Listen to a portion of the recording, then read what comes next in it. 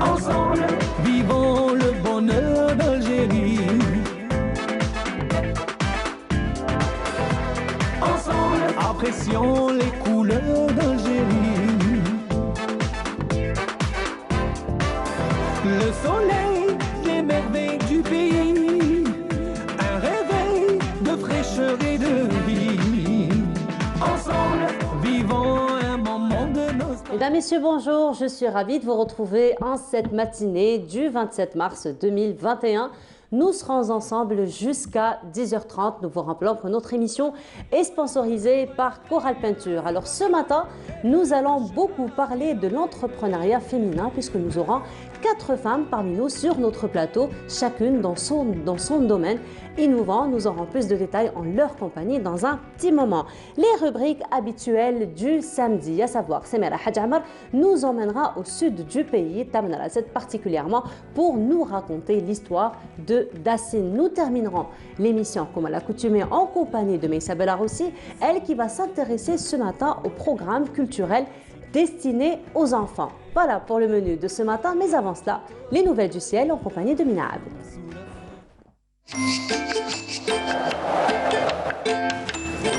La météo vous est présentée par Mobilis. Mobilis, أينما كنتم. Bonjour Mina. Bonjour. Comment ça va? Ça va? Un temps plutôt brumeux aujourd'hui. Ce matin, ouais. Ce matin. Oui, oui. Ça va s'éclaircir après? Oui, bien sûr. D'accord. Un petit peu comme hier. Un petit peu comme hier? Oui. Ah, mais hier, c'était plutôt une journée printanière. Oui. Tu avais fait le marché hier? Ouais. Et c'était comment avec les couffins? الحشيش المعدنوس j'ai fait un malheur avec le Tomate, البطاطا, البصل. Bien sûr. Et puis avec les couffins. J'étais écolo. Écolo en plus. Oui. Écolo. C'est vrai que hier on était bien gâtés au Palais de la Culture. Hein. C'était une très belle exposition. Très très belle. Donc on rappelle que cette exposition au Palais de la Culture va durer jusqu'à demain. Si vous êtes de passage, vraiment vous n'allez pas le regretter. Allez-y. Mais sinon, et surtout qu'on va avoir une belle journée. Très très belle journée. Voilà. De toute façon, pour la chanson de tout à l'heure, Nassima Zaidi, notre script, dit que la chanson sera choisie en fonction de la météo d'aujourd'hui. Donc, si tu nous donnes du soleil, on aura une belle chanson. Tu auras une belle chanson alors. Alors, très bien. Alors, tu vois, Nassima, on va avoir du soleil. Hein, donc, prépare la chanson, Nassima. Prépare la chanson. Très bien. On y va un peu plus de oui détails. Bonjour à tous. Excellent réveil. Effectivement, aujourd'hui, il fera plutôt beau sur l'ensemble des régions nord avec un ciel dégagé à partiellement voilé à l'ouest, au centre et à l'est du pays. Sur les régions sahariennes, on notera un soleil dominant tout au long de la journée du Nord-Sahara vers l'extrême sud en passant par le Sahara central, le Hogar, le Tassili. Des vents plutôt forts le long des frontières algéro-maliennes, ce qui va provoquer de fréquents soulèvements de sable. Les températures de cet après-midi, eh bien, on notera une petite hausse du mercure avec sur la moitié nord un maximum de 31 degrés. À Tiaret, on notera 26 degrés à Alger, 26 à Tizi Ouzou, ainsi qu'à Oran, 25 degrés à Gardaya, 26 degrés à Hassim Saoud, Ilizi, 26 Tanrasset, 23 degrés du côté de Janet, et enfin 34 degrés, ça sera la maximale pour l'extrême sud. On passe tout de suite à la mer pour cet après-midi. Eh bien, on notera une mer plutôt calme vers la partie est, peu agitée à l'ouest et au centre, avec des vents entre 20 et 50 km/h à l'ouest et au centre, et entre 10 et 25 km/h vers la partie est. Place tout de suite à l'Europe pour aujourd'hui. Eh bien, un ciel plutôt nuageux à Londres, Paris. On notera un petit peu de pluie à Berlin, un ciel assez couvert à Vienne, Kiev et Moscou. Côté Mercure, on notera 4 degrés à Moscou, 11 à Kiev, 15 du côté de Vienne, 10 degrés à Berlin, 18 à Rome, 13 à Paris, enfin 12 degrés à Londres. Encore une fois, excellente matinée et à tout à l'heure midi.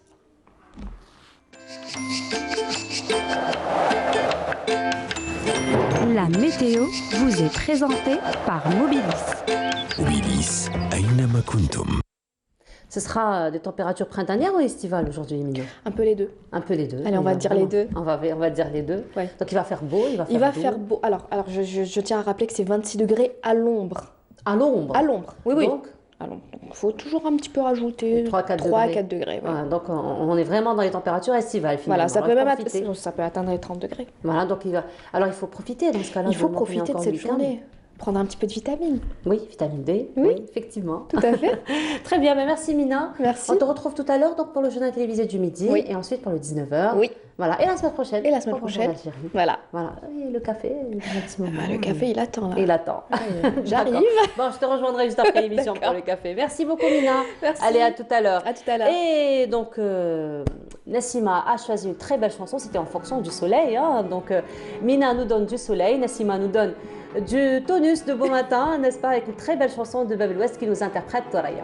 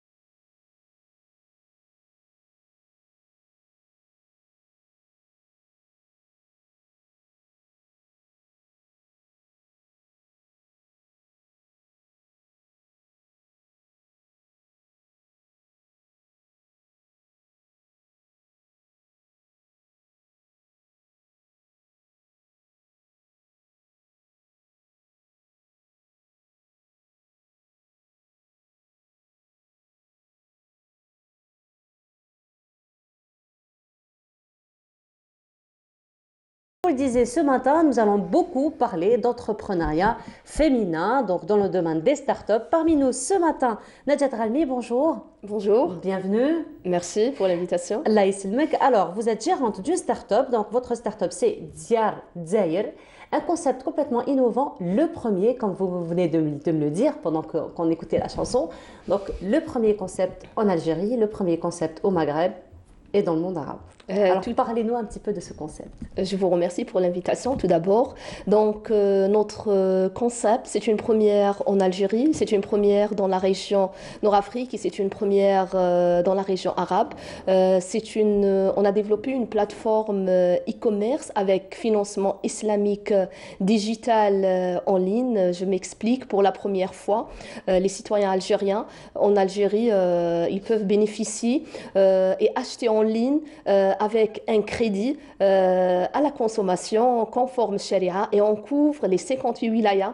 On livre pour les 5 ans du pays. Franchement, vous n'avez pas essayé de vivre. Tout à fait, tout à fait. Le citoyen algérien, il n'a plus besoin de se déplacer pour faire le choix et, comment dirais-je, choisir entre les différentes marques ou bien pour se déplacer au niveau de l'agence bancaire pour faire la simulation, avoir le dossier à fournir, donc de chez lui à distance, 24 heures sur 24, 7 jours sur 7. Il peut acheter en ligne avec un financement islamique, avec un crédit à la consommation conforme Sharia et il sera livré chez lui dans les 58 wilayas, même en extrême sud, frontière Mali-Niger. Donc, on assure la livraison et on offre les différents produits, les différentes marques fabriquées ou assemblées ici en Algérie conformément à la loi. C'est une gâterie, ça. Oui. Mais on est gâtés. Et l'avantage, madame, c'est qu'on offre cette prestation à un service digital. Le service, c'est Dar Taqsit de Diyar Dzaïr. Donc, il peut acheter en ligne sans apport personnel et le premier prélèvement, c'est à partir du deuxième mois. Donc, il peut acheter des électroménagers, high-tech, téléphone, meubles, tout ce qu'il veut. Donc, voilà. On offre tout produit fabriqué ici en Algérie ou assemblé en Algérie. Alors c'est très intéressant, aucun apport personnel au début. Tout à fait. Donc ce n'est qu'après 2 mois qu'il va pouvoir donc commencer le paiement, n'est-ce pas? Tout à fait. Voilà. Mais sinon, Najat Rami, il faut dire si vous êtes arrivé à créer cette plateforme, c'est parce que vous avez un parcours quand même assez riche, assez varié, assez, on va dire, consistant, pour avoir ou pour pouvoir déjà offrir cette plateforme sur tout le territoire national. Alhamdoulilah, j'ai un parcours modeste dans mon domaine, dans le digital. Vous êtes modeste, hein. Je vous remercie sincèrement. Je suis toute fière parce que je suis une production de l'université algérienne. Je suis licenciée en sciences commerciales, spécialité finance de l'université Saad Ahleb de la wilaya de Blida. Et par la suite, j'ai fait un parcours dans différentes entreprises multinationales, étatiques, ainsi de suite. Donc, je me suis spécialisée dans le digital, dans le e-commerce, le e-financement, le e-payment. J'ai piloté pas mal de projets digitaux en Algérie et certifié dans la planification stratégique du développement pour la digitalisation de l'Afrique francophone. Par la suite, on a décidé et notre mission, c'est de participer au développement de notre Algérie et participer à la digitalisation de notre Algérie, aussi participer au développement du e-commerce, e-financement et e-payment. On a développé une plateforme e-commerce et le premier concept, c'est qu'on a intégrer, développer et digitaliser le crédit à la consommation et le crédit bancaire, notamment le crédit conforme Sharia. Et on a interfacé les deux systèmes, la plateforme e-commerce avec une plateforme de financement. Donc, on a fait sortir cette première qui est le service digital Dar Taqsit de Diyar Dzaïr. Un parcours modeste, dites-vous? Allez, là, on va vous proposer de voir une photo que vous allez juste nous commenter. Ok.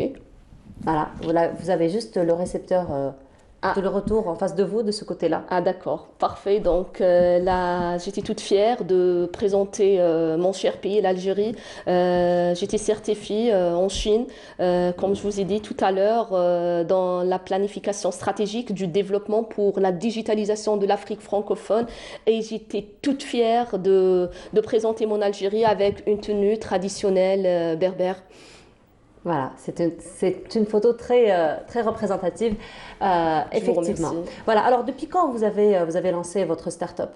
Donc, notre start-up, elle est lancée récemment, ça fait plus que 2 mois. On est en production, on a livré pour les 4 coins de notre cher pays, on a livré pour le Sahara, on a livré l'Est, l'Ouest, et l'objectif et notre fierté, c'est c'est que le citoyen algérien qui habite Janet, de chez lui, il peut commander son produit et il sera livré chez lui sans qu'il se déplace ni au niveau de l'agence, ni aux boutiques pour chercher un produit possible qui n'existe pas au sud. Alors, ça fait un peu plus de 2 mois que vous avez lancé votre plateforme, votre start-up, donc Diar Dzaïr. Et donc, vous avez déjà votre première clientèle. Il y a déjà un engouement donc, de la part du citoyen. Vous avez fait comment sur le plan communication, d'autant plus que c'est un concept complètement innovant, un concept complètement nouveau, on va dire. Vous l'avez si bien dit, donc non seulement en Algérie, en Afrique du Nord, mais aussi dans le monde arabe. Donc, quelle était un petit peu votre stratégie de communication afin de faire connaître votre start-up? Tout à fait, c'est un point très important. Donc, pour la première fois, on s'est lancé par rapport à, je vous explique, pour arriver à ce point. Dans le cadre de la gestion des projets, il y a plusieurs environnements. Il y a l'environnement de test, l'environnement de pré-production et l'environnement de lancement et la mise en production, notamment dans le lancement. Donc, dans la pré-production, on était dans un environnement restreint. Il y avait quelques-uns dans les 4 coins de notre pays. Ils étaient informés par rapport à ça. Ils étaient livrés par rapport aux produits commandés depuis notre site. Après, c'était le lancement. Donc, le lancement, on a commencé timidement. C'est afin de récolter récolter les demandes et adapter notre concept par rapport aux réactions de la clientèle, bien avant notre concept, il est adapté à la mentalité et au marché algérien. Le point le plus important, c'est que notre concept, il est personnalisé. Ce n'est pas un concept standard. Avant de commencer le développement, donc on a fait une étude de marché, on a vu la mentalité algérienne, la conjoncture et la problématique actuelle, le problème sanitaire, le problème économique. C'est pour cette raison, on a créé et innové une solution adaptée à la conjoncture actuelle par rapport au pouvoir d'achat, par rapport aux problèmes sanitaires. Donc, c'est pour servir les personnes à mobilité réduite, pour servir les personnes âgées, c'est pour servir aussi les personnes actives qui n'ont même pas le temps pour se déplacer. Donc, chez eux, 24 heures sur 24, ils peuvent acheter en ligne, ils seront livrés à domicile. Revenons au plan de communication. On a un plan de communication et une stratégie marketing. Donc, on a commencé par la communication digitale, sponsoring à travers les réseaux sociaux et à travers, à travers les différents canaux de communication. Et aujourd'hui, on est là parce qu'on compte beaucoup et énormément sur vous. Donc, c'est ça. Merci. Voilà, mais sinon, vous avez parlé quand même d'un concept assez personnalisé de votre offre. Alors, est-ce que justement votre start-up, ou on va dire votre plateforme, elle se présente sous forme j'ai envie de dire, sous quelle forme elle se présente? En forme d'application? Il faut aller sur un site web? Comment ça se passe? Je vais vous expliquer. Donc, notre plateforme, c'est une plateforme e-commerce made in Algeria, développée par des compétences algériennes, 100% algériennes. On est une vingtaine de personnes. Alhamdoulilah, au jour d'aujourd'hui, on est une vingtaine de personnes. Chacun est spécialisé dans son domaine, dans le domaine marketing, communication, business, chargé de la clientèle et informaticien avec le top management. Donc, c'est une plateforme e-commerce, c'est notre développement, c'est notre code et on est fiers.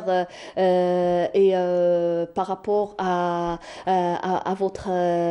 votre question, donc, comment dirais-je, l'orientation, elle est vers, si vous permettez, Je répète la question? Oui, si vous permettez, oui. Mais bien sûr, je disais juste comment se présente votre plateforme. D'accord. C'est un site web, le client, quand il a envie de faire sa commande, donc à quoi il doit s'adresser ou à qui il doit s'adresser? Tout à fait. Notre plateforme, c'est une plateforme e-commerce. Elle est en application et elle est en site web conformément à la loi 1805 relative au commerce électronique en Algérie. Donc, on remplit toutes les conditions de la loi 1805. Notre plateforme est hébergée ici en Algérie. Donc, c'est un point très sensible. Toute personne, toute la plateforme, elle va remplir ces informations. Donc, un formulaire? Ça se présente sous formulaire? Non, non, vous accédez au site www.diardzaïr.com.dz. Par la suite, vous allez faire une pré-simulation. C'est comme si vous êtes dans la banque, donc avec un chargé de la clientèle. Là, le service, il est digitalisé. Vous allez comment dirais-je, rentrer votre salaire, votre âge, afin de savoir le max de votre panier. Une fois vous avez le montant max de votre panier, là, vous allez choisir votre panier et faire une simulation. Une fois vous faites la simulation, vous allez remplir un formulaire et vous avez avoir l'accord de principe en instantané, l'accord final de la banque en ligne, et vous serez livré à domicile. Vous me dites, pour les personnes qui ne maîtrisent pas les nouvelles technologies, donc ils n'ont qu'à appeler notre call center. On a des chargés de la clientèle pour assister ces personnes-là. Ils vont tout faire pour les personnes qui ne maîtrisent pas les nouvelles technologies, remplir toutes les informations et donner le dossier à fournir. Une fois votre dossier à fournir, il est au complet, nos livreurs se déplacent dans les 58 wilayas afin de faire remonter votre dossier, et dans les 48 heures, vous auriez l'accord final en ligne, et dans maximum une moyenne de 4 jours, vous serez livré à domicile. Et sinon, on a dit ça fait un peu plus de 2 mois que vous avez commencé. Quel est un petit peu l'engouement du citoyen aujourd'hui par rapport à vos services? Aujourd'hui, alhamdoulilah, surtout avant le mois de Ramadan, c'est tout le monde les habbi'a de la cuisine, avec, comment dirais-je, avec les logements de l'ADL, LPP, donc c'est tout le monde les habbi'a Mardaro. Oui. Donc, croyez-moi, madame, on a une commande et une demande importante, alhamdoulilah, et une clientèle satisfaite. Vous pouvez voir sur comment dirais-je, les commentaires sur notre page, sur les réseaux sociaux. Alhamdoulilah, au jour d'aujourd'hui, on essaye de satisfaire les commandes de notre aimable clientèle. Inch'Allah, de toute façon, rien qu'à voir les facilités que vous proposez à toute votre clientèle, à tous les usagers donc, de tous ces électroménagers, rien qu'à voir cela, on va de suite deviner que les gens seront certainement satisfaits. Merci beaucoup d'avoir été parmi nous ce matin. Nous vous souhaitons beaucoup de succès, une très belle continuation pour cette idée innovante. Merci à vous. Et première du genre, il faut dire, donc au Maghreb et dans le monde arabe. Merci à vous. Donc, je rappelle, Najat Ralmi, vous êtes gérante de la start-up Diar Zaïr et vous offrez plutôt des facilités de paiement sans intérêt, donc pour tout ce qui est électroménager aux citoyens. Tout à fait, c'est de la vente en ligne avec financement islamique, digital en ligne, vous n'avez pas besoin de se déplacer au niveau de l'agence bancaire. Je vous remercie infiniment. Merci beaucoup d'avoir été parmi nous ce matin, et on reste quand même dans le monde de l'innovation. Je suis sûre que vous serez d'accord avec nous, Najat Ralmi, que les étudiants nous impressionnent beaucoup, donc avec tout leur savoir-faire, avec toute la maîtrise qu'ils ont donc, du monde du travail, du monde du digital. Et là, c'est Samira Hadjama, justement, qui s'est intéressée à cette relation très étroite qui se tisse à chaque fois entre le monde du travail, le monde professionnel et aussi le monde estudiantin. Et c'était une manifestation donc, qui a été organisée par HEC Alumine. Je vous laisse voir ce reportage et on se retrouve juste après.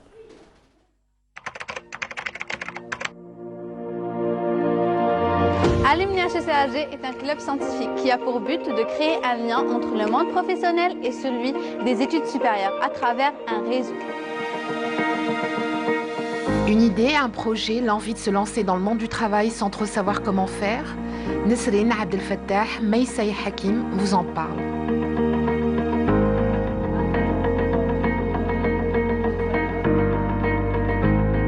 Alumni HEC-AG, c'est un petit peu le club qui m'a permis en fait d'avoir cet esprit entrepreneurial, cet esprit d'initiative ou encore d'innovation, grâce à la culture inculquée ou encore grâce du fait de la proximité avec des coachs, des experts mentors, que ce soit nationaux, internationaux ou encore des diplômés avant moi de l'école des hautes études commerciales.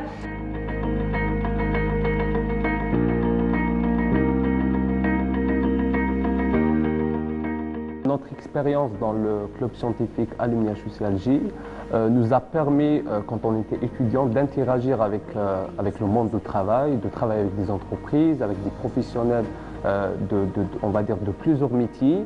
Et c'est ce qui nous a permis en fait, de tracer notre chemin, d'avoir des objectifs, de développer notre passion envers un domaine spécifique qui est l'entrepreneuriat innovant.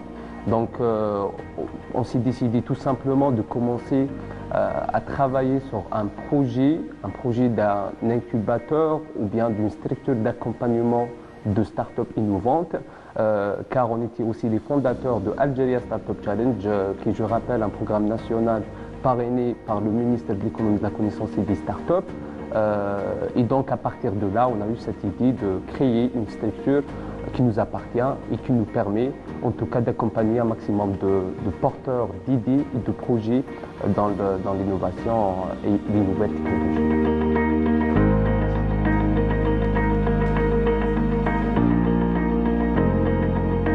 Wave Beats Music.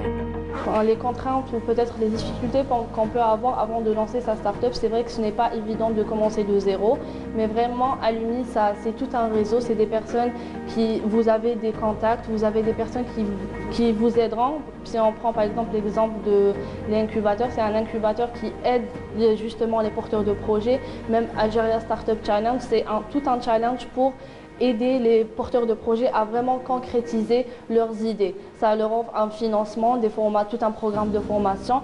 Ça aide vraiment ces personnes à réellement voir leurs idées se concrétiser.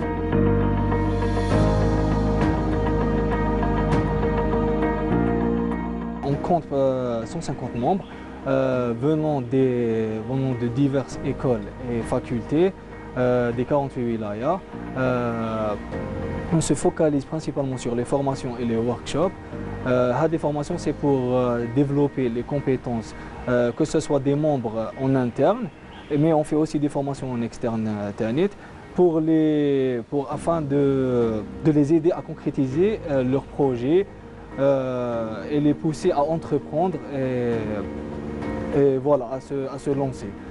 Les formations Hadoma, c'est pour développer les soft skills et les hard skills. Pour les étudiants qui souhaitent accéder à nos formations, ils peuvent nous trouver sur nos réseaux sociaux, Alumni HEC Alger, Facebook, YouTube, LinkedIn et Instagram.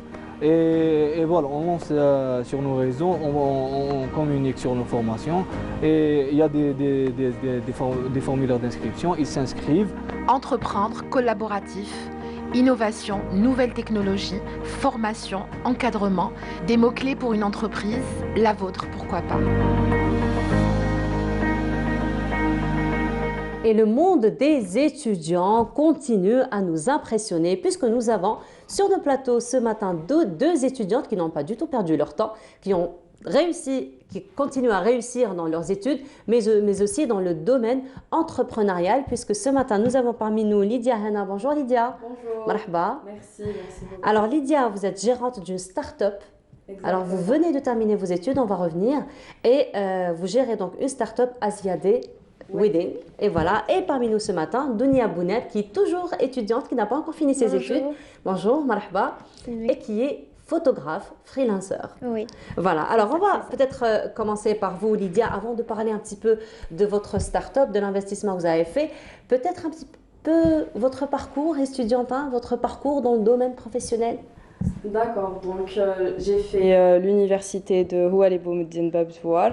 Je suis ingénieure en génie des procédés industriels spécialisée en agroalimentaire. Et la décoration et l'organisation événementielle, c'était beaucoup plus une passion que j'ai découvert avec ma mère d'ailleurs. Et c'est elle qui m'a initiée au domaine, on va dire. Et puis de là, alhamdoulilah, j'ai... Alors on rappelle que la maman de Lydia, Samira, à qui on passe un grand bonjour ce matin. Bonjour. Alors il faut dire que Samira participe souvent dans Bonjour d'Algérie pour la décoration de notre plateau. C'est elle qui nous habite d'ailleurs pendant les moments lorsqu'il y a des événements. Donc un grand bonjour à vous Samira. Voilà. Merci beaucoup. Donc c'est elle qui m'a formée. C'est elle qui m'a initiée. Et depuis, alhamdoulilah, j'ai ouvert toute seule. J'ai une équipe... qui est tout le temps là avec moi. Donc, on est une équipe, on est une dizaine à peu près pour organiser les grands événements. Et puis, on n'est pas spécialisé que dans les mariages, on fait toutes sortes d'événements traditionnels, réceptions, séminaires, etc. Donc, ça dépend vraiment du choix du client. Et il faut Voilà. dire aussi que vous êtes handballeuse. Exactement. Donc j'ai fait... Vous avez même du temps pour faire du sport. Donc ceux qui nous regardent, il n'y a pas d'excuse. Donc j'ai fait 12 ans de handball quand même. Je suis avec l'équipe de Rentaya que je salue d'ailleurs, toute l'équipe, salut les filles.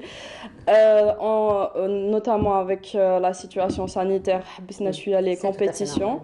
mais Inch'Allah on reprendra. On Voilà. reprendra, Inch'Allah, lorsque la situation donc, entrera dans l'ordre. Dounia, vous êtes photographe, Oui. mais vous êtes d'abord étudiante. Alors parlez-nous un petit peu de votre parcours étudiante. D'accord. Tout d'abord, merci pour l'invitation. Marhaba avec Dounia. Et alors, pour mon parcours, je suis étudiante en management business et entrepreneuriat. Et je me suis spécialisée en marketing maintenant. J'ai fait mes études à Berlin, en Allemagne.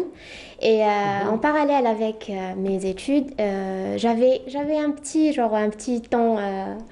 Je voulais quand même sacrifier tout mon temps pour ne pas pour oublier un petit peu le mal du pays, les parents et tout. Du coup, j'ai fait une formation Vous en étiez photographie. toute seule en Allemagne? Oui, Voilà. toute seule. Du coup, en 2019, j'ai fait une formation en photographie qui a duré c'est une courte formation, un mois. Un mois et demi. Et cette formation, elle m'a ouvert mes yeux sur le monde de la photo, que maintenant c'est devenu un monde très très très impératif pour moi, pour continuer et tout. Et il faut dire que vous faites de très très belles photos, Dounia. Nous sommes en train de découvrir quelques-unes. Merci beaucoup. Alors ça, c'est un beau portrait. Merci. Alors je me spécialise surtout dans les portraits. Dans les portraits? Oui. Voilà. Et en fait, je spécialise aussi dans le monde du vintage. D'accord. J'aime trop Voilà, d'ailleurs, cet c'est effet. très vintage, Oui, d'ailleurs. oui. On reconnaît un petit peu la valise, le Oui. petit chapeau de la petite, la Oui. tenue. Oui, n'est-ce et je pas? suis très thématique dans mes portraits. Mhm. Je travaille avec des thèmes, le thème de la couture, le thème de D'accord. la petite fille et son papa en mode vintage. Je suis très thématique. Il y a un message particulier que vous voulez faire passer Dounia, Oui, à travers les en photos? fait, je veux que les gens ressentent le travail derrière et surtout tous les vibes et tout, les sentiments qu'il y a derrière cette photo. Mhm. Ouais. Et là, donc, pour tout ce qui est position, on va dire les objets, tout ça, c'est vous? Tout ça, Oui, c'est vous qui oui. choisissez? Tout ça, Oui. c'est vous qui demandez au mannequin, Je on va collecte, dire, au modèle plutôt? pour les trucs vintage et tout, je collecte d'ici par là, ma grand-mère, mes grands-parents. On va pas loin, hein, et c'est tout. juste à côté, hein, on va pas loin. C'est juste à côté, vraiment. Oui. Et pour les poses, moi, j'ai un principe, je mets le modèle. mannequin, le modèle à l'aise, mais aussi des fois, je le dirige parce que c'est peut-être nouveau pour lui, tout ça, mais Mais sinon, les modèles jouent le jeu. Merci. Ce sont des Oui. modèles qui sont expérimentés ou ce sont des gens que vous connaissez comme ça Pour la fille La petite et fille la petite fille et l'homme, c'était mes cousins. D'ailleurs, D'accord. je salue, c'est moi, Mohsen Hamitouche. D'accord. Oui, et on est pas ma parti petite, loin. oui, on est vraiment petite, parti. c'est Et la petite, c'est ma cousine aussi. Ah ben voilà. C'est Amira, notre petite princesse. Et le jardin, c'était le jardin de ma grand-mère. Ah ben voilà, on n'est pas parti loin, on était Oui. comme ça. Hein. Et Et puis ils ont bien joué le jeu, il faut le Oui, dire. Hein. oui, oui. Voilà. Mais sinon, Lydia, dans votre travail, automatiquement, on a besoin d'un photographe. Oui, exactement. Vous travaillez en d'ailleurs. collaboration toutes les deux? Oui, on a Exactement. déjà fait des collaborations ensemble. Oui. Mhm. En fait, il faut le dire, ces photos racontent des histoires. Quand on voit la photo, on ressent, on a des sentiments derrière. C'est pas vraiment platonique ou des photos. Et puis, il y a tout un travail derrière. Un travail de recherche surtout. Oui. Il faut dire qu'il y a un travail de recherche. Donc là, ce sont des photos de vos événements que nous sommes en train de voir, Lydia. Oui, Vous pourriez peut-être exactement. commenter? Là, c'était avant la situation de pandémie, donc c'était dans une salle des fêtes. C'était un thème assez traditionnel, assez oriental, avec une petite décoration florale. En fait, nos décorations dépendent beaucoup plus de la demande du client ou de la cliente, de la mariée en général. On suit vraiment ce qu'elle veut. Tout ce qui est couleur et décoration florale, Si le client veut quelque chose de personnalisé, donc on va dans le personnalisé. Oui. Si, par exemple, l'espace est semi-fini, on fait aussi l'habillage. Donc, on fait l'habillage complet des murs, plafonds et sols. D'ailleurs, je suis l'unique femme en Algérie qui le fait. En général, c'est des équipes d'hommes. Donc, je suis spécialisée aussi dans ça. Donc, on fait tout l'habillage, tout l'aménagement de l'espace semi-fini pour pouvoir ensuite le décorer. Donc, avant, c'est de la brique et du ciment. On fait tout un travail avec Ça vous prend du temps tout ça, hein? Oui. Environ, Donc, ça vous prend combien de temps environ? En général, 3-4 jours. Pour faire une bonne finition et une belle décoration, c'est 3-4 jours. Donc il faut vraiment vider l'espace 3-4 jours Exactement. avant, parce qu'il y a des salles quand même qui sont prises, et donc tout ça c'est une question d'organisation finalement. Oui. Donc on peut exploiter beaucoup d'espaces, par exemple les espaces verts, les plages ou sinon même les espaces à domicile chez les clients. Il y a quelques clients qui ont des endroits et des espaces magnifiques qu'ils peuvent exploiter pour leurs événements, leurs réceptions, leurs mariages, pourquoi pas. Et pourquoi pas des anniversaires aussi? Oui, on le fait aussi. Donc on fait les anniversaires personnalisés à thème. Ce sont de vos photos, Dounia, que nous sommes en train de voir? Oui. D'accord. Là, c'est un thème blanc et doré. C'est pour un mariage? Oui, exactement. C'était dans un jardin et c'était formidable. Ah ben, vraiment. j'imagine. Oui. Vous vous êtes éclaté, Dounia. Oui, Vous êtes éclaté. Hein, pour la photo, Oui. vous êtes éclaté. Mais sinon, Lydia et Dounia, vous avez aussi participé à des concours, vous avez aussi participé à l'entrepreneuriat féminin, n'est-ce pas? Oui. Et alors, ça a donné quoi? Eh ben, c'était génial. D'ailleurs, je remercie le Palais de la Culture, le ministère de l'Artisanat. Ça nous a ouvert des portes. Ça nous a fait rencontrer des gens magnifiques. Et puis, on a eu beaucoup d'expérience par rapport à ça. Donc, merci beaucoup. D'ailleurs, c'est là-bas où j'ai découvert que les Algériens aiment la photographie. On a toujours aimé la photographie. Oui, c'était vraiment intense parce que les gens venaient me complimenter, adorer le style surtout. Oui. C'était du vintage. Ils me disaient genre waouh, c'est du classique qui se démode pas et tout. Surtout venant d'une jeune comme ça, c'est vrai que pour le vintage, on pense beaucoup plus aux mamies, aux papis, mais pas des jeunes comme vous, Dounia. Vous avez quel âge?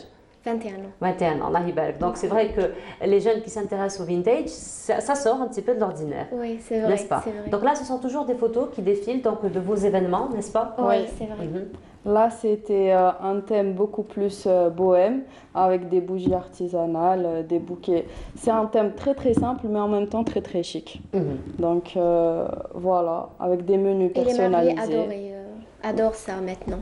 D'accord, tout ce qui est simple, bohème et tout. Voilà, c'est vrai qu'on va vers la simplicité aujourd'hui. C'est vrai qu'on va vers la simplicité.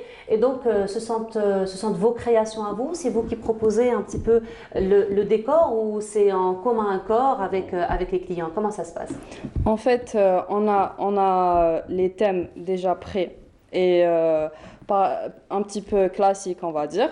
Et on a les thèmes complètement personnalisés. C'est-à-dire qu'on va jusqu'à la création de la méridienne de la mariée. Si elle veut vraiment une création et une méridienne unique, par exemple, où elle va تتصدر, comme on dit. Donc on fait ça aussi, les bouquets personnalisés, les couronnes personnalisées. En fait, tout ce qui est décoration florale et décoration de territoire, on le fait. Voilà. Et donc, pour votre part, pour la photographie, il y a des demandes particulières ou c'est libre cours à... En fait, cela dépend de la personne. Si elle veut un truc genre moi, je suis dans le thème genre vintage et tout. Donc, on va y aller sur le thème. Récemment, il y avait une jeune couturière, que je salue d'ailleurs, Omeima. Elle venait de commencer son business dans la couture et tout, un petit start-up. Et du coup, on a fait le thème, c'était justement juste de la couture, de trucs de la couture et tout. C'était vraiment génial et c'était chez moi, dans ma chambre. D'accord, très bien. Donc vous avez aménagé l'espace pour aménager l'espace juste pour ce shooting. D'accord, Oui. très bien. Donc avec des lumières particulières et Je travaille beaucoup plus avec la lumière naturelle. la lumière naturelle. Oui. Très bien. Oui. Voilà. Alors oui, sinon, ça se passe comment pour les startups, donc pour vous contacter, pour que les gens puissent organiser leurs événements? Ça se passe comment avec vous? En général, c'est beaucoup plus sur les réseaux sociaux maintenant. D'ailleurs, bon, on a nos bureaux au niveau de Burj Al Bahri, mais sinon, c'est beaucoup plus sur les réseaux. C'est Asia Day Wedding sur les réseaux sociaux, Facebook, Instagram, etc. Et le client d'abord cherche à avoir par rapport aux disponibilités des thèmes ou bien des dates et tout. Après, on fait des réunions, donc on s'assoit, on essaye de cerner un petit peu la personne, cerner son style, le genre d'événement qu'il veut réaliser. Ensuite, on essaye de s'adapter au maximum à la décoration souhaitée. Quel est l'engouement un petit peu des gens par rapport à la décoration, par rapport à l'organisation? Parce que généralement, les familles algériennes font tout toutes seules parce qu'on a un petit peu, on est expérimenté dans l'organisation des événements, particulièrement des mariages. Mais aujourd'hui, c'est l'idée donc de déléguer un petit peu la décoration et toute l'organisation à une start-up. Ça se passe comment? En fait, les gens au début sont un petit peu sceptiques. On se dit non, ça sera pas pareil. C'est toujours, oui, on appréhende toujours. Exactement. Donc on se dit c'est pas pareil. Peut-être que ça sera pas comme je l'imagine dans ma tête. Donc on est toujours là à rassurer les clients. Et puis on a toute une équipe derrière, d'ailleurs que je salue. Vous êtes combien dans l'équipe? On est une dizaine à peu près. Après, ça dépend de l'événement et du nombre de personnes dans l'événement. Donc, si c'est un tout petit événement, on ne va pas y aller tous ensemble. Voilà. Mais sinon, on travaille tous en collaboration et puis on rassure le client. Voilà. Et c'est toute une gestion derrière. Donc, je suis là à gérer le temps. Parce que sur un événement, c'est crucial, oui, exactement. Donc, si on a un événement à telle heure, il doit commencer et être prêt à telle heure. Donc, plutôt à 1 heure ou 2 heures à l'amont, tout doit être prêt. Donc, pour réceptionner les invités, etc. Voilà. J'ai eu de la chance de voir deux événements. des événements et c'était vraiment intense. Et Je travaille beaucoup. Oui. Vous êtes éclaté avec les photos. Voilà, oui. avec les photos, en matière de photographie, vous vous êtes éclaté. Que demande un photographe? Oui, c'est vrai. Que demande un photographe, mis à part un beau paysage? Oui, c'est vrai. Et vous l'avez. Et donc, à la fin, les clients sont contents, généralement. Oui, généralement. Satisfaits, contents. Alhamdoulilah, ya Rabbi. Pour ça, généralement, mes clients sont toujours satisfaits. Je suis toujours à l'écoute. Et puis même sur place, si je suis toujours derrière, enfin en arrière-plan, je les seconde toujours, même si ce n'est pas, on va dire, forcément mon travail de vérifier après, mais je suis toujours là. Et j'essaye de faire mon maximum pour tout le monde. En fait, je pratique ça par amour. Donc, j'y mets tout mon cœur et, alhamdoulilah, mes clients sont généralement satisfaits. Eh ben, on a vu les photos qui ont défilé. Bravo pour tout ce que vous faites. C'est Merci vraiment beaucoup. magnifique. On vous souhaite une très belle continuation. Ouais. Merci beaucoup d'avoir été parmi nous ce matin.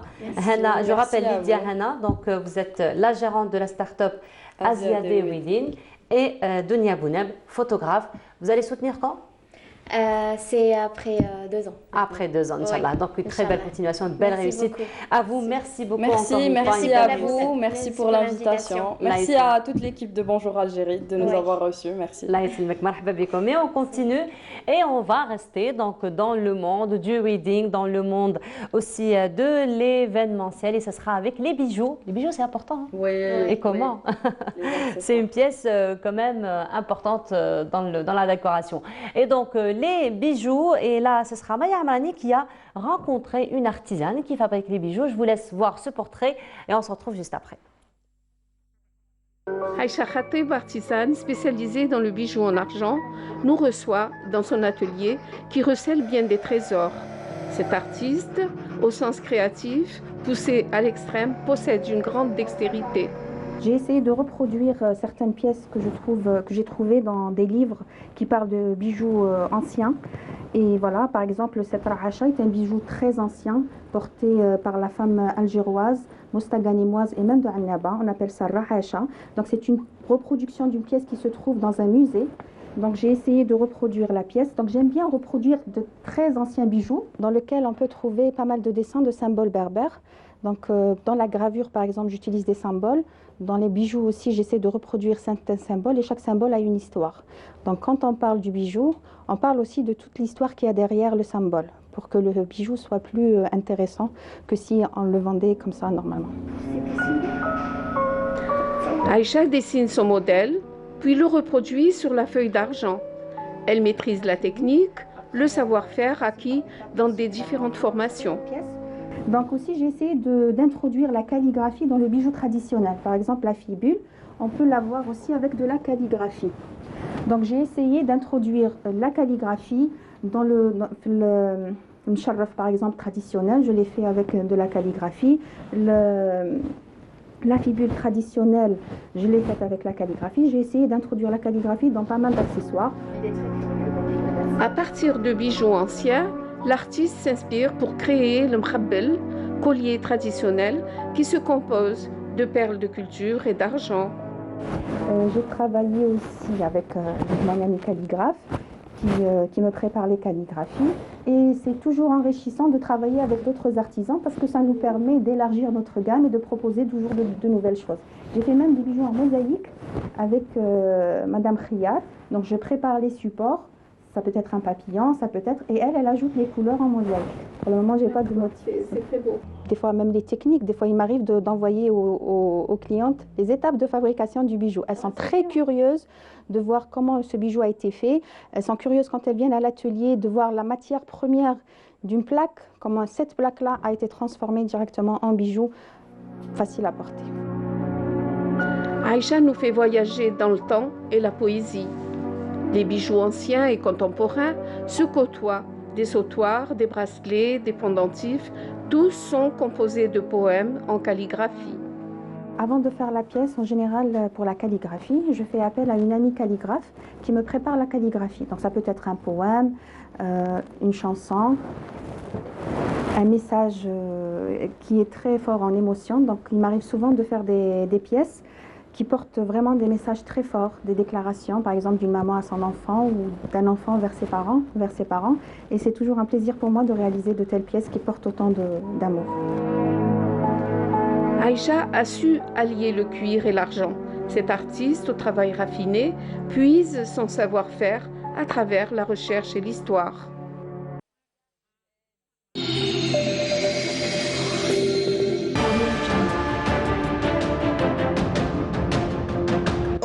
Enfin, une peinture algérienne aux normes internationales.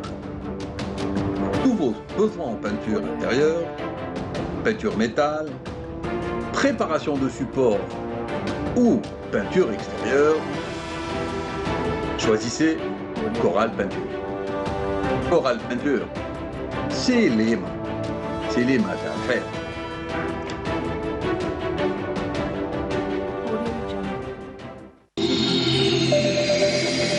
Et Samira est parmi nous ce matin. Samira nous a bien manqué. Oui. Tu vas bien, Samira? Tu nous as manqué, voilà. Quoi, ça fait 15 jours, 3 semaines? Oui, à peu près 3 semaines. Un peu plus, Warren. 3 semaines. Ça fait 3 semaines. Oui. 3 semaines. Et tu n'étais pas là. C'était pour la bonne cause. C'était pour la très bonne cause. Alors, chaque samedi, c'était un coup de cœur pour un endroit d'Alger, pour une place d'Alger, un coin d'Alger. Mais cette fois-ci, c'est un coup de cœur, un grand coup de cœur qui est environ à 2000 km d'Alger cette fois-ci. Voilà, un peu plus de 2000 km. Voilà, un peu plus de Tamanrasset. Aujourd'hui, tu vas nous emmener à Tamanrasset. Exactement. Tu as passé comment ton séjour à Tamanrasset? Il était fabuleux. Et j'étais avec une équipe fabuleuse. Voilà. Et on a beaucoup travaillé, on a fait beaucoup de reportages. J'espère qu'il va passer. Fabuleuse aussi. Un lieu magique, magnifique, une population extraordinaire. Exactement, là à Gare. Là à Gare, on va dire que c'est le territoire, je pense, même avec le nouveau découpage des wilayas, Tamanrasset reste la plus grande wilaya du pays. 555 000 km², voilà à peu près. Donc tu étais dans un paradis? Oui. Tu as reposé les pieds sur terre ou pas encore? Non, pas encore. Je vais repartir en plus. Voilà, voilà. Le plus vite possible. De toute façon, lorsqu'on va au sud, on doit toujours y revenir au moins une deuxième, troisième fois. Exactement. Au moins. Et voilà. Et donc aujourd'hui, on va parler de Tamanrasset. Et on va parler d'une goutte d'une goutte d'eau dans Tamanrasset. Oui, exactement, un océan de sable. On va parler un océan de sable et on va parler d'un grain de sable finalement. Parce qu'il y a tellement de belles choses à voir, à découvrir. Oui. Et aujourd'hui, tu as choisi quand même un Alors, c'est ma première escale. Je vous emmène à l'est de la ville de Tamanrasset, dans le quartier de Soro. Soro, qui veut dire maison à étage. Et pourquoi? Parce que là-bas, il y a eu la première maison à étage. C'est le qsar de Moussa Agamstan, un Amenokal, chef Touareg. Littéralement, voilà. Donc, il a été construit à partir, le qsar a été construit à partir de 1906. On va dire que ça fait partie de Tamanrasset, la moderne. Les premières maisons construites en taube, en terre. Et donc, c'est arrivé avec c'est ce qu'on voit exactement. Alors, ce sont les vestiges du qsar Moussa Agamstan. C'est très joli. C'est très, très beau et ça raconte l'histoire de Moussa Agamstan, l'Amenokal, donc le chef de guerre des Touaregs. Il a été chef de 1905 à 1920. On dit de lui qu'il était intelligent, qu'il avait beaucoup de charisme, qu'il était beau aussi. Je ne sais pas pourquoi je dis ça, mais bon, il était beau. C'est un détail. C'est un détail qu'on t'a dit, tu partages avec nous, c'est normal. C'était un poète. C'était un poète et c'était quelqu'un, donc il a combattu bien sûr le colon français qui lui aussi est arrivé donc dans le sud, on va dire l'extrême sud-est de l'Algérie. Moussa Agamstan est devenu chef très jeune. Tout de suite, on lui a remarqué des dons, des capacités à devenir un chef. D'ailleurs, son intelligence l'a conduit à être un chef touareg. Il était fou amoureux, parce qu'il y a toujours une histoire d'amour. Toujours. Fou amoureux de Dassine, la poétesse. Alors, les deux sont poètes, ils sont cousins Bent Khaltou. C'est la fille de sa tante maternelle. Ils se sont beaucoup aimés, ils se sont beaucoup écrits des mots d'amour, des poésies. Et ce qui s'est passé, ils ne se sont pourtant pas mariés. Elle s'est mariée avec quelqu'un d'autre. Mais ils se sont retrouvés puisqu'elle s'est séparée de son mari. Celle qu'on voit, c'est Dassine. Donc voilà. On dit qu'elle était magnifique, elle aussi. Voilà. De toute façon, on le voit bien à travers la photo. On le voit bien à travers les bijoux Touareg. Oui. Il l'a comparé à la lune, à la femme bleue, à le ciel et la tombe. Et elle le comparait à un dattier sucré. Pardon. Un lion. Un puissant, en fait, voilà. Quel est l'intérêt de ce qsar? L'intérêt de ce qsar, il est au plein centre de Tamanrasset. Il devrait être une escale touristique. Ça va revenir. Il a toujours été, de toute façon, bien avant le Covid. Qu'est-ce qui est important? Il est important, il a été restauré en 2002. Ils ont mis une clôture, donc restaurée par le ministère de la Culture et l'Office du Parc national de la Hagar. C'est ce qui est à Tamanrasset, c'est le siège, on va dire, qui gère tout le territoire, patrimoine, histoire, préhistoire de Tamanrasset, du territoire de Tamanrasset. On lui a mis une clôture et on a construit un poste de garde avec un gardien à l'intérieur. Ce qui s'est passé, c'est que la clôture a été enlevée et le poste de garde a été incendié. C'est malheureux. Pourquoi c'est malheureux? Parce que ce qsar, qui est un patrimoine national mais universel, a subi d'abord les dégâts du temps, des éléments, puisque par exemple pendant toute la période où on était à Tamanrasset, il y avait des vents de sable. Il y avait donc le soleil tape très fort à Tamanrasset, on connaît les températures, et il y a aussi les tempêtes de sable qui peuvent nuire à ce qsar qui est fait à la base en terre. Mais pas que, puisque la main de l'homme intervient aussi, et que tout autour et à l'intérieur, il y a énormément de détritus. Et parfois, il sert de, autant le dire, je ne voulais pas montrer les images, mais de toilettes publiques aussi. Parce que pendant qu'on filmait, le reportage qu'on va voir... un travail de sensibilisation auprès de la population qui doit se faire dans ce sens. Il faut. Il faut. Le ministère de la Culture, avec l'OCNA, a entrepris plusieurs restaurations. Mais c'est quelque chose, à mon avis, qui doit se faire toute l'année, chaque année, tout le temps, pour que ça puisse résister. Ça doit rester, et ça a le mérite de rester, et ça peut représenter une escale touristique, donc touristique, culturelle, économique, ça suit toujours. C'est dans une logique. Voilà. J'ai fait un reportage, je ne sais pas si on peut le voir. Comme d'habitude, oui, tu viens jamais les mains vides. Hein, Samira, tu viens jamais les mains vides, d'autant plus que tu t'es déplacée. À Tamanrasset, resté combien de jours déjà? On est resté une dizaine de jours. Une dizaine de jours, voilà. Et on a fait plusieurs reportages qui, j'espère, on pourra faire passer voilà, à chaque rubrique, Inch'Allah. Ce sera une escale différente, mais toujours à Tamanrasset. Voilà, mais cette fois-ci, donc, ce sera donc l'Aqsar. Moussa Agamstan. Agamstan, voilà. Donc, on va voir le reportage que Samira Hadj Amar a réalisé et on se retrouve juste après.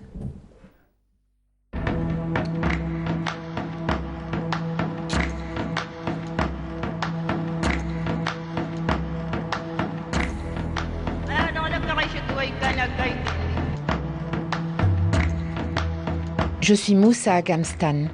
Ici, c'est chez moi. Ici, c'est mon palais. Je suis Moussa Agamstan, un chef de guerre de la tribu des notables de Kelralla. J'ai mené la confédération des Kelahagar de 1905 à 1920. Je suis Moussa Agamstan. Je suis né en 1867 et je suis mort en 1920.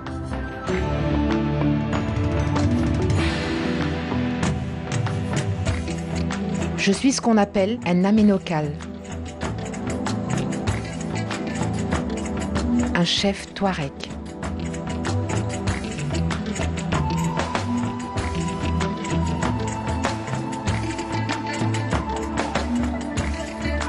Je suis Moussa Agamstan. Ici, c'est chez moi. Ici, vous êtes à Tamanrasset.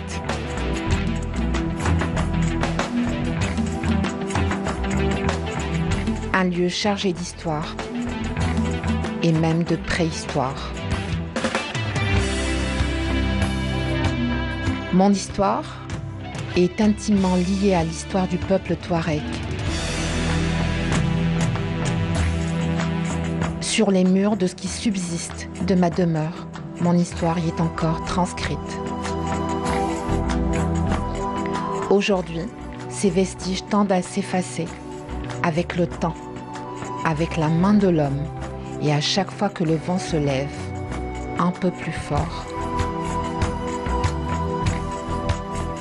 J'ai eu un seul amour dans ma vie, ma cousine, ma passion, accord poème.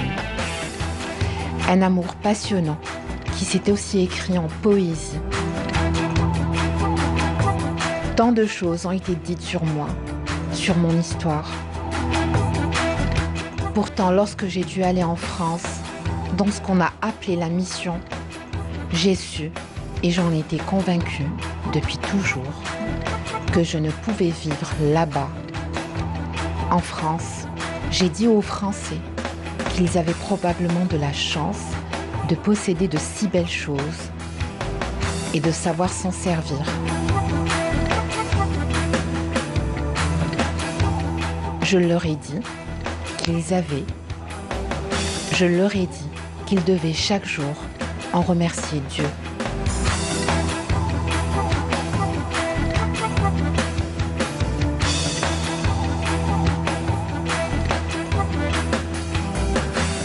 Moi, Moussa Agamstan, mon combat, ma vie et mon histoire ne pouvaient se dérouler que dans le désert, en Algérie, chez moi. Et effectivement, donc son histoire ne pouvait se dérouler qu'en Algérie, et pourtant, même s'il était ébloui par la France. Les Français, dans ce qu'on a appelé la mission Touareg, les Français, donc les militaires, et pas que, parce qu'il y avait le père Foucault aussi. Ils l'ont invité en France, une petite délégation, donc il y avait l'aménokal Moussa. Ils l'ont emmené en France pour lui montrer Paris, entre autres la Bourgogne aussi, puisqu'il a été invité chez la sœur du père Foucault, pour essayer de l'éblouir, pour lui montrer, mais ça n'a pas marché. Il leur a dit, c'est très beau et tout, mais moi je ne peux pas vivre ici. Et c'est très bien, remercier le bon Dieu d'avoir de si belles choses, mais la plus belle chose pour moi reste le désert. Le désert algérien. Qui n'existait pas encore Tamanrasset, mais qui était donc l'Algérie. globalement l'Algérie.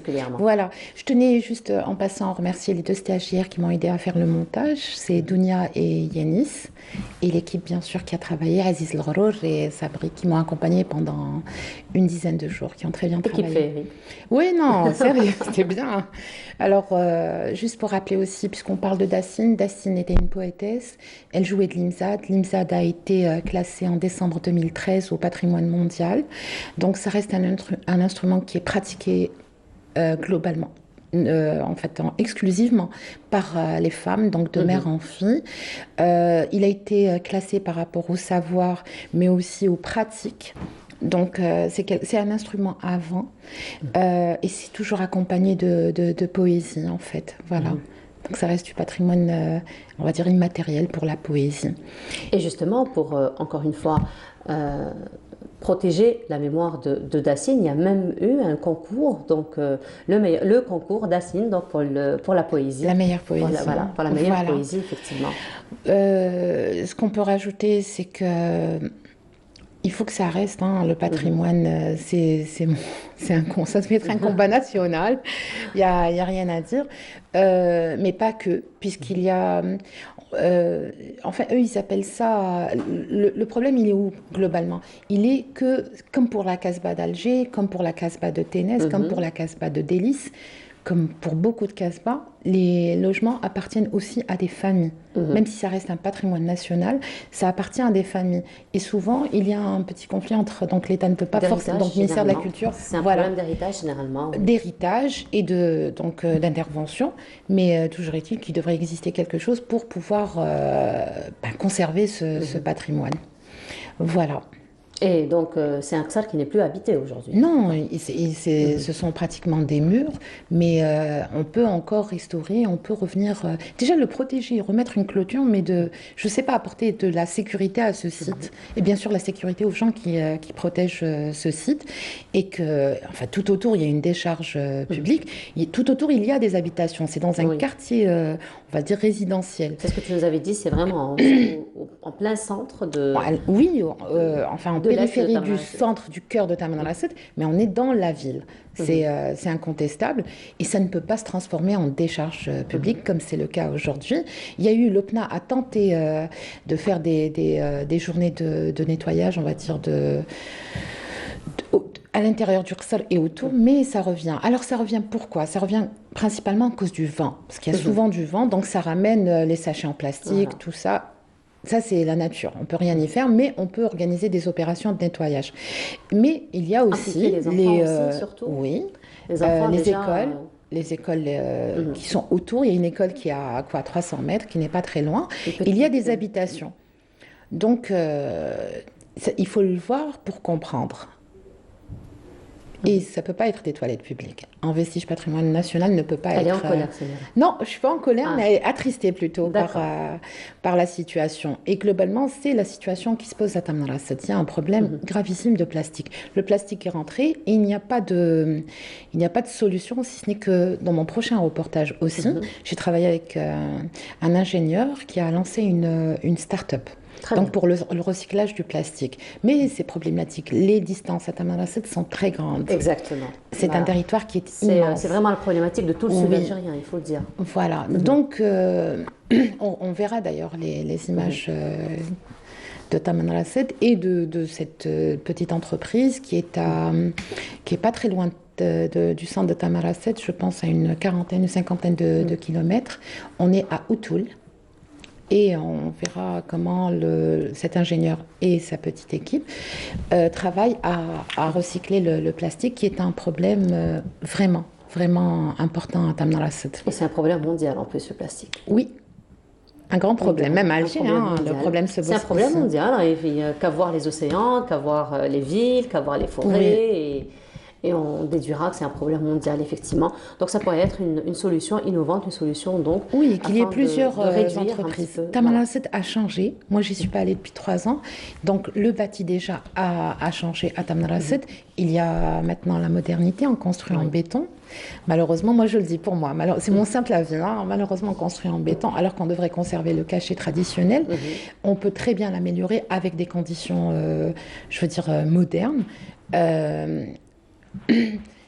Et donc, il faut s'adapter. Donc, plus de monde, plus d'habitations, plus de déchets, plus de plastique. Certainement. Voilà. Mais entre autres, il faut sauvegarder le patrimoine, puisqu'il y a aussi le fort de la Ménocale, qui n'est pas très loin de la wilaya. Et donc, ça a été construit aussi par le père Foucault. On rappelle que le père Foucault était un militaire qui s'est converti ensuite, qui s'est transformé en religieux. Il a fait l'école Saint-Cyr, puis il est venu à Tamnaraset, mais pas que. Il est passé aussi par Béchar. C'est lui qui a fait le plus connaître au départ la culture, l'histoire des Touaregs. Voilà, il a été l'ami de Moussa Agamstan à partir de 1905. Et il a apporté beaucoup de choses aussi à la région, puisqu'il a construit la première maison de Tamarasset qui s'appelle la Frégate. C'est devenu une chapelle. C'est une chapelle à l'origine. Le père Foucault a été béatifié par le pape. Il a vécu à Tamarasset. Il y a l'Ascrème. Il a vécu aussi à l'Ascrème, puisqu'il y a le refuge du père Foucault. Voilà. Donc il y a tellement de choses à raconter. Voilà, tellement de choses, et on aura l'occasion de revenir beaucoup de samedis, beaucoup de reportages. Beaucoup de samedis pour revenir à toutes ces escales. Oui. Merci beaucoup, Samira. Merci, Nour. Pour cette belle escale. Donc on rappelle aujourd'hui, il était question d'Uqsel de Moussa Agamstan, dans le quartier de Soro. Dans le quartier de Soro. Et la semaine prochaine, ce sera. On parlera aussi des cerfs-volants. Il y a eu un très bel événement. Le premier, c'est l'édition 0. C'est Toufer Bourali qui l'a initié. Il devait être avec nous, malheureusement. Il a un autre événement concernant le Covid à Tamnaraset. On verra donc. Il a associé, il a créé un club de cerfs-volants pour les personnes handicapées. Et c'est quelque chose de magnifique parce que ça reste un sport quand même. Il y a un petit effort physique à faire. Et c'est quelque chose qui n'existe pas en Algérie. Belek, même au Maghreb, ça n'existe pas. Voilà. Et ce sera beaucoup pour la semaine prochaine. Inch'Allah, ce sera beaucoup de choses. Merci beaucoup. Merci. Samira, on se retrouvera samedi prochain. Inch'Allah. Donc cette fois-ci, on parlera de l'événement des cerfs-volants qui s'est déroulé à Tamnaraset. Oui. Entre autres. Et donc, on parlera aussi des gravures de Tite. Très bien. Voilà. Merci beaucoup, Samira. Alors, juste pour information, nous avons le regret donc d'annoncer le décès de l'ancien Moudjahed et de l'ancien Moudjahed Salah Mekacher, alors Salah Mekacher qui était lui secrétaire et membre du service presse du poste de commandement de la Wilaya 3. Salah Mekacher donc est décédé ce mercredi à Tizi Ouzou à l'âge de 89 ans. On rappelle qu'il était aussi écrivain. Alors, on rappelle aussi qu'aujourd'hui même, du côté de Tizi Ouzou, il y a plusieurs manifestations qui sont en train de se dérouler, notamment en hommage au colonel Amirouche, voilà, en commémoration donc à colonel Amirouche, Voilà, donc avant de retrouver donc Meissa dans un petit moment, l'adorable. Voilà, donc là on est en train de voir Sil Houest, donc colonel Amirouche, et il faut dire que le mois de mars c'est le mois des martyrs, donc c'est le mois où on a vu le plus de martyrs tomber au champ d'honneur, et donc là ce sont des manifestations qui sont en train de se dérouler en commémoration donc à toutes ces personnes qui ont payé de leur vie pour la liberté de l'Algérie. Voilà, donc avant de retrouver Meissa dans un petit moment, qui elle parlera des programmes culturels en faveur des enfants. Ce sera un reportage de Lamia Boudbouda que nous vous proposons. Elle qui s'est intéressée au sport de proximité au niveau de Babzouar. Je vous laisse voir ce reportage et on se retrouve juste après. Il est tout juste 10h du matin et les joueurs finalistes sont déjà au rendez-vous. Le club sportif de proximité de Medinet Babzouar et à sa tête, Taleb Toufiq organise la finale d'un tournoi de football.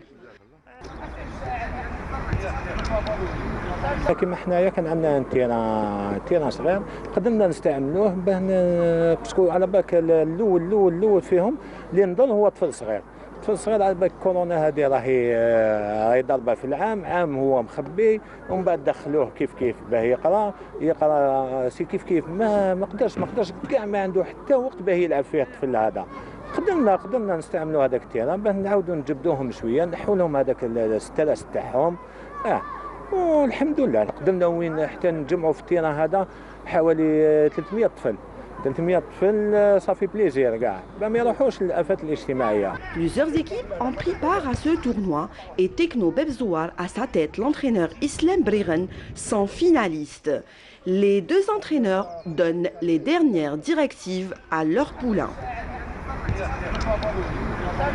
اول حاجه انا نسيستي عليها اللي هي الجروب ما يكونوش انانيين ما بين بعضهم نحوسوا كما نقولوا كل واحد يعاون صاحبه باش نقدر نربح لادفيرسير ماشي كل واحد يخدم وحده باسكو كل واحد انديفيديال امبوسيبل راح نربحوا ونانسيستي بيان سور الكوتي كونيتيف المعرفه تاعهم في التيران اللي كانت عندهم ديجا في لي زونطريمون اللي خدمناها هذيك باش يابليكيوها في لافينا. المواهب كاينه والمواهب كاينه بزاف سورتو في هذه الجمعيات هذه. نورمالمون جاب لي ربي كان يجي يشوفوا هذه الفرق الكبيره وكان يحطوا يشوفوا واش كاين المواهب تحت اللي راهي في الجمعيات والله غير يعني مع الوقت حتى ربي غير عندهم ما يلقاو. La rencontre sera arbitrée par Mansleh Hamid, un ancien cadre et joueur du monde du sport. هذوما يعطيهم الصحه سي دي زاساسيون بينيفول اللي راهم يونكادريو هاد لي جون هذوما اون بروفيت دي لوكازيون تاع الفاكونس سكولار بور بروفيتي اون لور في بروفيتي. Les tournois de football interquartier constituent une occasion propice de distraction et créant un cadre d'amitié entre les participants. La rencontre s'est soldée par un match nul et Tekno Bebzouar sera consacré lors des tirs au but. Les efforts fournis par Hicham Moufor, 14 ans, ont porté leurs fruits.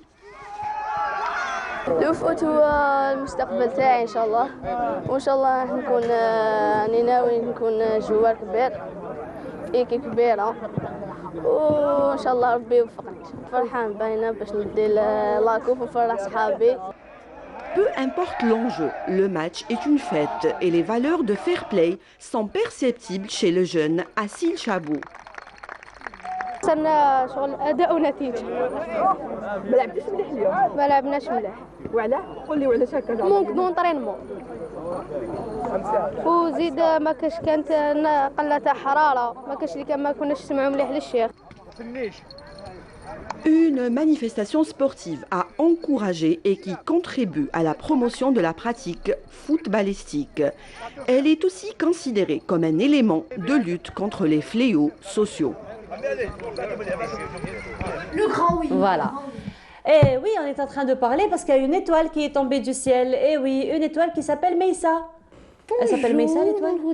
Alors bonjour, non, je m'appelle Nour. Bonjour Nolhouda. Je suis Nour, un personnage d'une pièce théâtrale intitulée Raqson Ma'an Nujum.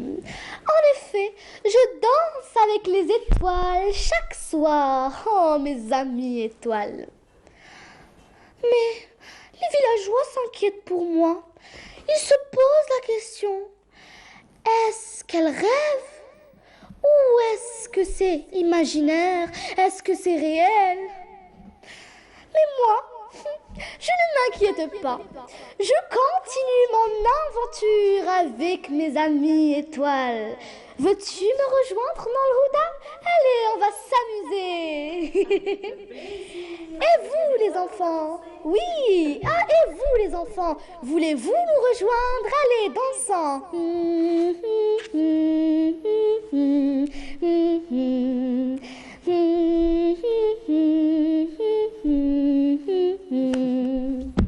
Bravo. Merci, bravo Meissa, bravo, très joli. Rôle, jeu, oui, donc, on appelle ça jeu, donc c'est une pièce théâtrale. C'est une pièce théâtrale, voilà. Que tu nous as interprété. Oui, donc magnifiquement interprété. Mais ça, tu nous as emmené avec toi. Tu nous as emmené danser avec les étoiles. Oui.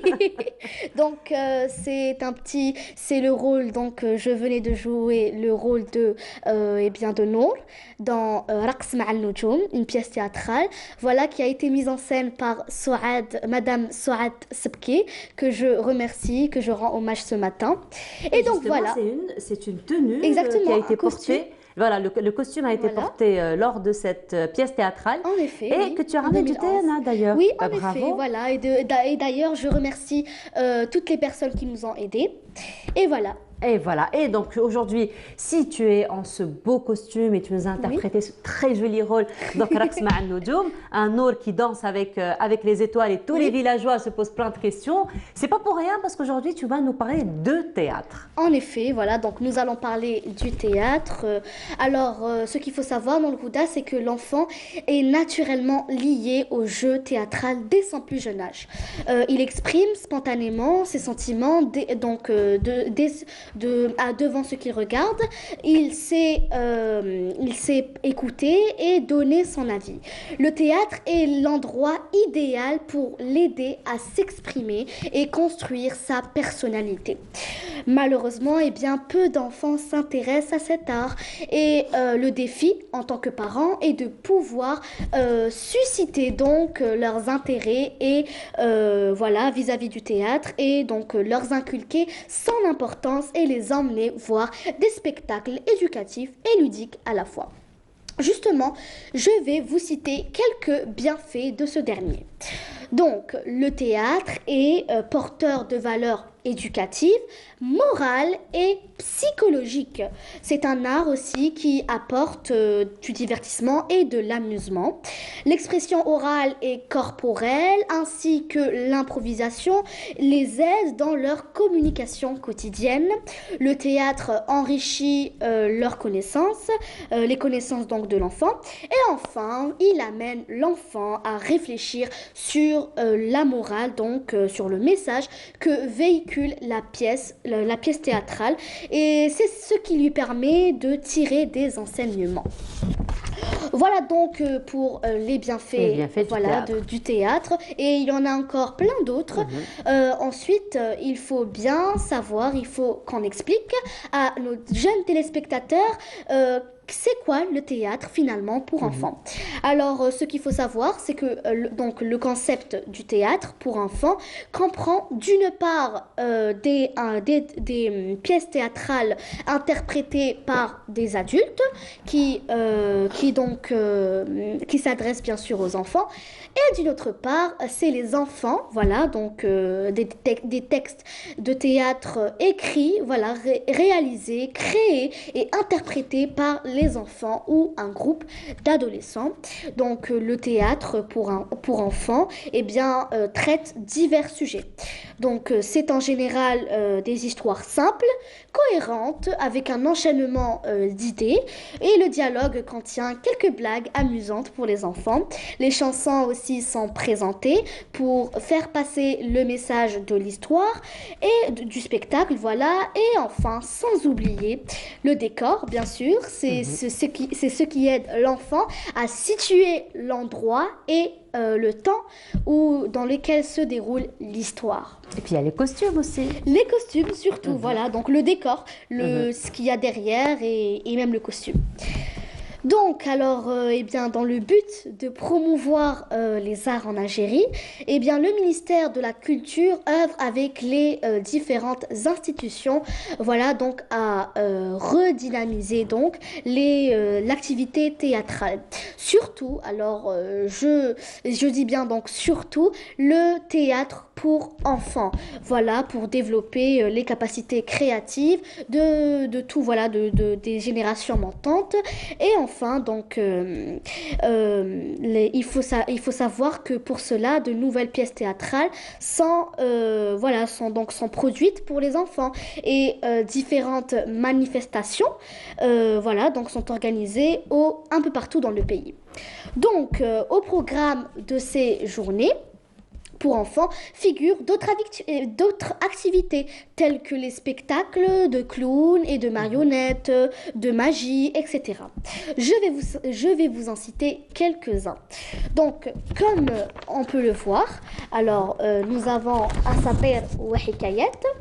Voilà, donc c'est Fiqat, donc Atlas. Voilà, donc l'Atlas, Fibab Loued. Voilà, donc pour les enfants qui aiment les contes populaires et les légendes. Alors, vous passerez un excellent moment, un agréable moment avec le conteur Mahfoud Berkan. C'est un spectacle pour les enfants entre 5 à 12 ans. Alors, ça se passe chaque vendredi à la salle Atlas. C'est chaque vendredi, Maïssa? Chaque vendredi, à quelle heure? oui. C'est à 15h? C'est vers 15h. Vers voilà, 15h, très 15h. bien. Ensuite, comme tu peux le voir, nous avons à Ard el-Atfal, comment ça s'appelle déjà? Le palais, le Raqs. Voilà, donc c'est le ballet tout simplement, voilà. Donc c'est alors dans la salle Saada à Oran, et bien le programme est assez riche. Comme on peut le voir, la pièce théâtrale Beko qui passe en ce moment, donc de la troupe El Jawhara de Sidi Bel Abbas. Voilà, la pièce aussi théâtrale El Amana de l'association culturelle de la wilaya de Maskar. Enfin, voilà, un spectacle de ballet avec le groupe Rina Form. Donc, ça se passe aujourd'hui, voilà, aujourd'hui, ce samedi, à 14h. Et donc, c'est très bien pour les petites filles qui aiment mais sinon, Maïssa, ce sont des spectacles pour enfants, comme tu l'as si bien souligné, oui. Mais ce sont aussi des spectacles qui sont joués par les enfants? Oui, alors, c'est ce qui est encore plus intéressant, c'est ce qui est intéressant, voilà. Donc, ici, par exemple, le palais, le ballet, voilà. Eh bien, c'est des filles, c'est des enfants qui dansent. Et voilà, c'est très bien d'avoir des pièces théâtrales réalisées par les enfants. Et jouées par les enfants, justement. Voilà. Comme on peut le voir là maintenant, donc ce qui est bien ici, c'est donc le centre culturel Mohamed Issa, Messaoudi à Hussein Day, Messaoudi, voilà. Donc ils ont organisé des ateliers de théâtre pour enfants et les grands aussi. Donc les inscriptions sont ouvertes. Voilà, donc on peut avoir... Juste attention au micro, mais... Ah oui, pardon, voilà, donc voilà, on peut avoir plus de détails dans leur page Facebook. Très bien. Aussi, Yawman fil Qasr. Donc c'est une pièce théâtrale, donc voilà, donc la salle c'est Ahmed Bey de Constantine. Donc Yawman fil Qasr, c'est une pièce théâtrale qui passe chaque vendredi. Alors oui, chaque vendredi, donc c'est une très belle histoire qui apprend aux enfants que chaque individu a son rôle dans la société et qu'il doit toujours avoir confiance en lui. Voilà, donc finalement beaucoup de valeurs, hein, oui, finalement, voilà, beaucoup à travers de les spectacles, oui. Maïssa.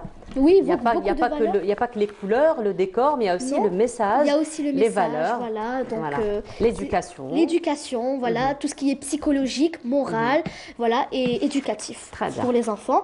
Nous avons aussi donc Chettor Wakoukou. Voilà, Al-Ajib, donc dans le complexe culturel de Chenois.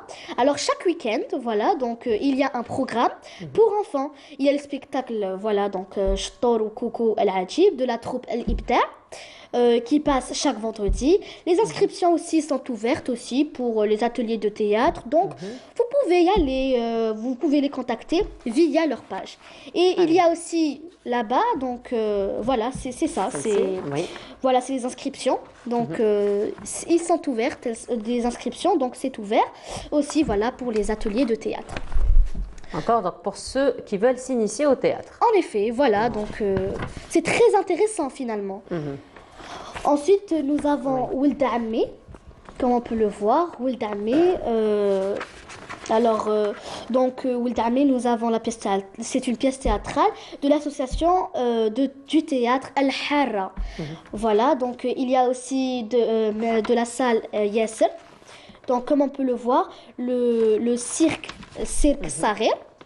Voilà. Donc, c'est une pièce théâtrale qui est passée hier, justement, et qui se prolongera certainement pour le week-end prochain. Inch'Allah. Et donc, l'avant-dernier, El Fanous El Ajib. Voilà, c'est toujours à 15h, donc à Béjaïa aussi, voilà, donc le 8 mai. Des manifestations un peu partout, partout, plusieurs wilayas. Oran, Constantine, Béjaïa, Alger, donc à la salle du 8 mai 1945, Rata. Donc il y a des spectacles pour enfants chaque fin de semaine. Nous avons aussi, voilà, donc le Fanous Lajib de l'association Al-Nadj. Et nous finissons avec donc une belle nostalgie. Voilà, Ajdihat Nmoula, donc avec un personnage qui nous a nous accompagné notre génération à nous. Hadidouane, voilà, donc Allah yarhamou. Donc Oteana, Voilà, Mahidine Mishtarati. Donc c'est une très belle pièce théâtrale qui est passée avant, intitulée, comme je vous l'avais dit, Ajnihat Moula, mise en scène par Nidal Al-Jazairi. On espère bien sûr qu'elle repassera une autre fois, Inch'Allah. Très bien. Mais sinon, voilà. Maïssa, il faut dire que toi aussi tu fais du théâtre. Oui, pour le petit secret. Oui, je fais du théâtre. Voilà, donc voilà, je remercie justement ma prof Rouli Rayhan qui nous apprend chaque séance, donc plus du théâtre. Et donc voilà, je fais du théâtre et donc j'aimerais bien dire pour ceux qui négligent cet art, eh bien vous vous trompez. C'est vraiment un art extraordinaire. On en apprend beaucoup. Voilà, donc on commence bien sûr par l'école, on fait des exercices et tout, et dès qu'on finit vraiment tout de l'école, on passe à des spectacles, donc devant un public et voilà.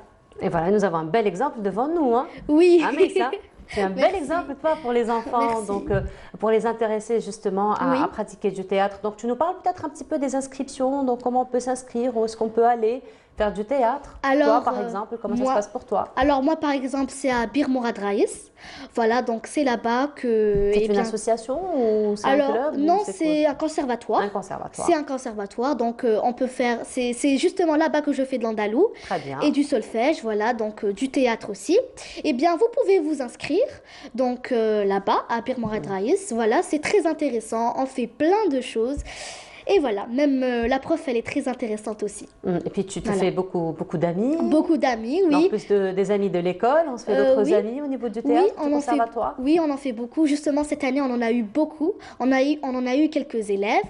Et donc voilà, c'est toujours mieux avec donc plusieurs élèves. Et donc voilà. Voilà, très bien. Alors, je voulais juste remercier quelques personnes. Donc, en particulier, Madame Souad Sebki, voilà, de nous avoir donné plus de détails sur la pièce théâtrale Raqs Ma'al Noujoum. Aussi, donc, je remercie le directeur du Théâtre National, donc Monsieur Yahyaoui. Voilà, donc de nous avoir gentiment reçus. Sans oublier, bien sûr, Monsieur Moustapha Chaïb, donc le costumier du TNA. Il nous a montré tout le dressing, voilà, du TNA. Et nous a impressionné. J'étais vraiment. Voyage que tu avais fait à travers les costumes. Mais voilà, ça, exactement. Et oui. Donc il y avait tous les costumes du TNA. Et donc voilà, il nous a aussi aidé à choisir ce costume justement. Et donc sans oublier, bien sûr, ma prof de théâtre au conservatoire de Bir Mourad Raïs, Madame Rouli Rayhan. Voilà, donc il faut savoir que le TNA va programmer des tournées dans les zones rurales, là où les activités sont absentes, voire rares, afin de bénéficier un maximum d'enfants. Très bien, mais sinon... Il y a un petit message particulier que tu as envie de faire passer ce matin? Oui, alors je voulais justement... oui. Allez, vas-y. Donc je voulais justement dire joyeux anniversaire à mon grand frère Adam, Kul Aam Wanta Bkhair, Inch'Allah. Je suis sûre qu'il me regarde ce matin. Joyeux anniversaire Adam, on te souhaite beaucoup de belles choses, beaucoup de réussite et surtout une longue vie. Et beaucoup d'amour avec Maïssa, surtout. Oui, je sais qu'elle fait beaucoup de bêtises. beaucoup trop même. Voilà, donc aussi à ma tante, Apia, qui me manque beaucoup. Et donc voilà. Merci beaucoup à tous de nous avoir écoutés et j'espère que vous vous êtes cultivés ce matin. Certainement, comme chaque samedi, Maïssa. Ben voilà, nous arrivons à la fin de notre émission, mais avant de donner notre mot de passe, là en régie, Maïssa, c'était tellement beau comment tu avais commencé tout à l'heure avec la pièce théâtrale. Et là, on t'invite finalement à ce qu'on termine l'émission comme tu l'avais fait au début avec cette pièce théâtrale que tu nous avais faite tout à l'heure. C'était tellement beau, tellement gracieux, tellement magnifique qu'on a envie de revivre ce moment en ta compagnie. Voilà. Alors, merci beaucoup de nous avoir suivis. Nous arrivons à la fin de l'émission. Vous retrouverez demain, Inch'Allah, Smaïl Belkadi à partir de Constantine. Quant à moi, je vous dis très belle journée à tous. Profitez bien et au revoir. Je suis un personnage d'une pièce théâtrale intitulée Raqson Ma'al Noujoum. En effet, je danse avec mes amis les étoiles.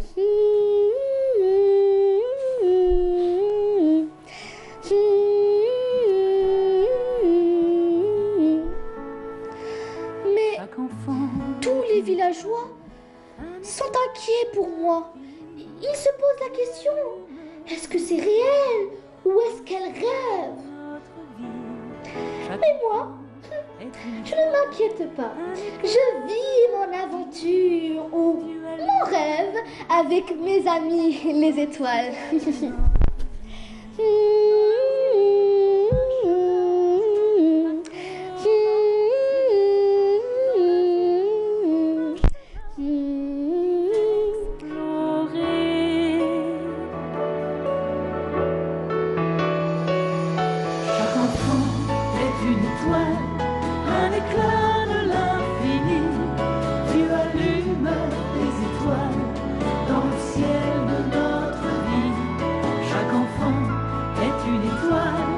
Un éclat de l'infini, Dieu allume